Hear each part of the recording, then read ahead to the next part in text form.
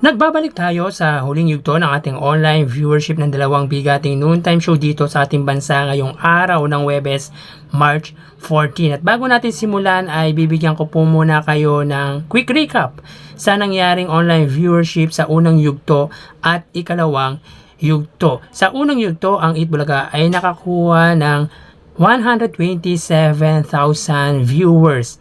Ang It Showtime naman ay nakakuha ng total na 204,000 live viewers. Sa ikalawang yugto naman ay bumaba ang viewership ng Eat Bulaga at sila ay nakakuha ng 104,000 viewers. Samantalang ang It Showtime ay tumaas ang kanilang live viewership sa ikalawang yugto at sila ay nakakuha ng 246,000 live viewers. Yan po ay both Facebook Live at YouTube Live under TV5 at Eat Bulaga YouTube channel, at sa It Showtime naman under ABS-CBN It Showtime para po sa It Showtime at ABS-CBN Entertainment para po sa ABS-CBN YouTube channel. So bago natin umpisahan ang huling yugto ay humihiling ako na pakisubscribe ang aking YouTube channel, pakiclick ang bell notification icon para lagi kayong updated sa mga bagong video na ilalabas ko.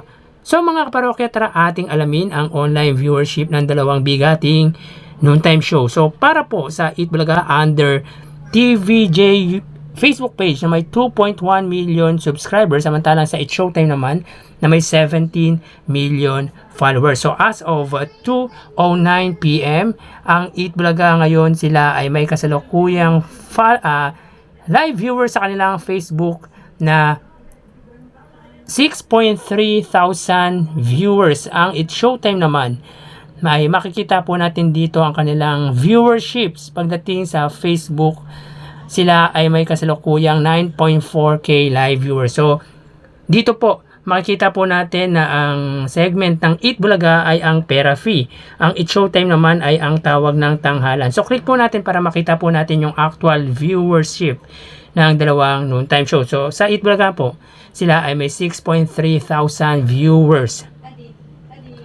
Ang It Showtime naman po ay may 9.4 thousand live viewers. So sa ikalawang yugto mga kaparokya, ang Eat Bulaga sila ay may 9,000 viewers, samantalang ang It Showtime naman ay may 26,000 viewers. So ulitin po natin, para po sa Eat Bulaga sila ay may kasalukuyang 6.3 thousand viewers at sa It Showtime ay 9.4 thousand viewers. So magkaganon man ay makikita po pa rin po natin na lamang ang It Showtime pagdating sa viewership. Nabawasan nga lang po ang Eat Bulaga ng 3,000 viewers, samantalang ang It Showtime ay 17,000 viewers. So mapunta naman po tayo sa YouTube channel ng dalawang TV network. Para po sa Eat Bulaga, under po yan sa TV5 Philippines na may 1.7 million subscribers, at sa It Showtime naman under ABS-CBN Entertainment YouTube channel na may 47.1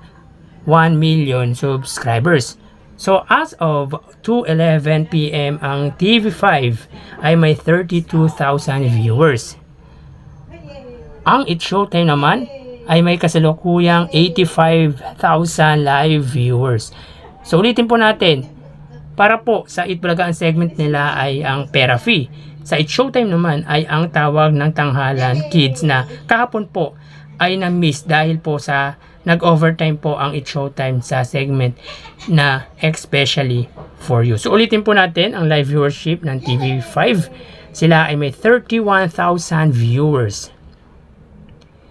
Ang Eat Bulaga, ang It Showtime ay may 85,000 viewers. Under po yan sa ABS-CBN Entertainment. So makikita po natin dito ang ABS-CBN ang siyang nanguna or mas maraming nanonood pagdating sa TV network. At dito sa ikalawang yugto ay nakakuha ang TV5 ng 45 at ngayon ay 31. Sila ay nabawasan ng 14,000 viewers.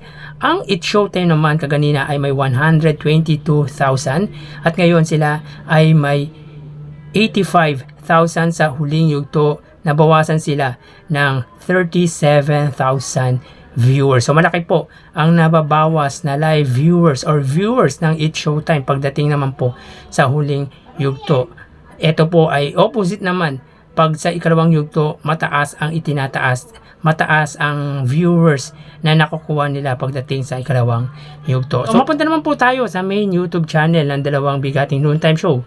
So, para po sa Eat Bulaga, under po yan sa Eat Bulaga TVJ YouTube channel na may 873,000 subscribers.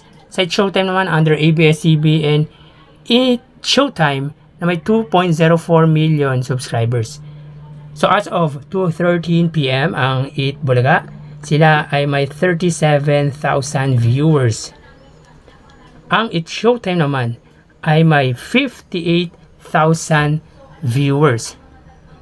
So ulitin po natin mga kaparokya, para po sa Eat Bulaga, sila ay may 37,000 viewers. Ang Eat Showtime naman ay may 58,000 viewers.